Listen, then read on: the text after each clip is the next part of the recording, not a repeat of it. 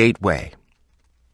The growing complexity of the social dynamics determining food choices makes the job of marketers and advertisers increasingly more difficult. In the past, mass production allowed for accessibility and affordability of products, as well as their wide distribution, and was accepted as a sign of progress. Nowadays, it is increasingly replaced by the fragmentation of consumers among smaller and smaller segments that are supposed to reflect personal preferences. Everybody feels different and special and expects products serving his or her inclinations. In reality, these supposedly individual preferences end up overlapping with emerging, temporary, always changing, almost tribal formations solidifying around cultural sensibilities, social identifications, political sensibilities, and dietary and health concerns. Personal stories connect with larger narratives to generate new identities.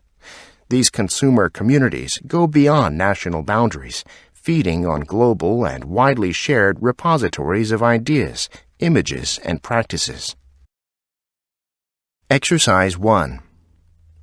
Perhaps you feel as if eating is a chore, something you need to do, like filling your car up with gas. In today's hectic world, especially if you like to stay busy or have made it a habit to stay busy as a way of pushing worries out of your mind, you may feel as though eating while not doing something else is wasting time. Or maybe you believe that eating, in and of itself, or while you're doing something else, like when trying to study, or even when relaxing and watching a movie, is a calm-down reward that you feel you deserve or just plain want to have. But you will likely value the experience of slowing down.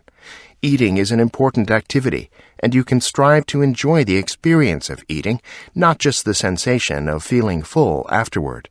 Noticing how you experience your food is a great way to gain awareness, which is key to becoming more mindful. It may even help you not overeat when you're stressed. Exercise 2. Microbial lineages in humans appear to be passed vertically, from mother to newborns. Among animals and other organisms, diverse mechanisms are used to provide essential microbiota to the next generation. Each human infant must assemble a gut microbiome, and mom provides the start. It is part of the legacy passed to the infant, along with the genetic information in the human cells of the body. If women in industrialized countries have less diverse microbiomes than in past generations, this could influence the health and function of the next generation. In his book about the missing microbes, Martin Blaser proposes that repeated courses of antibiotics, characteristic of many modern societies, are resulting in a less diverse microbiota passed to newborns today than in past generations. This has many potential negative consequences. Some lineages of bacteria that have traditionally been found in human guts may be becoming extinct. This has prompted researchers to start collecting and preserving high-diversity microbiotas from traditional peoples and creating biobanks of these before they disappear. Exercise 3.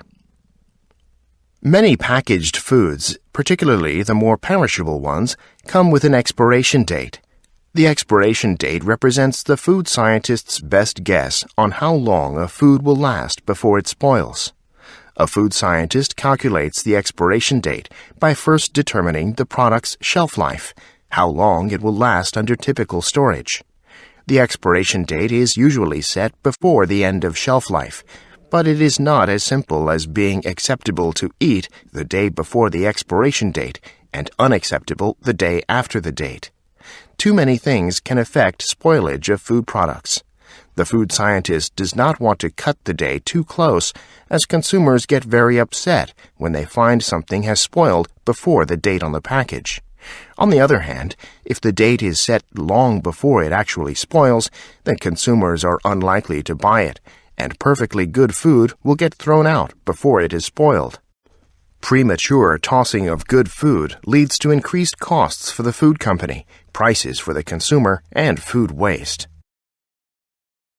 Exercise 4. Nutrition, perhaps more than other scientific endeavors, blurred the line between science and culture. Developed in 19th century European chemistry laboratories, the science of food was aimed first at improving livestock and agricultural productivity. Only toward the end of the century did scientists begin to apply their discoveries about animal feeding to human health. Unlike animal feed, however, the human diet was always and intimately tied to deeply held cultural habits and beliefs. Scientific discoveries regarding the connections between food and health almost inevitably bumped up against an area of human behavior that was governed more by emotion than reason. People rarely, then or now, eat what they should rather than what they want. Nutrition science thus inevitably, if unintentionally, inserted itself into social policy, particularly when it came to the relations among poverty, hunger, and food choices. Hunger and malnutrition, traditionally the central physical manifestations of poverty, appeared ideally suited to scientific remedy. If the poor could learn to eat better for less, one of modern society's most difficult social problems might be conquered. Rich or poor, nutrition science held out the promise of improved health for all.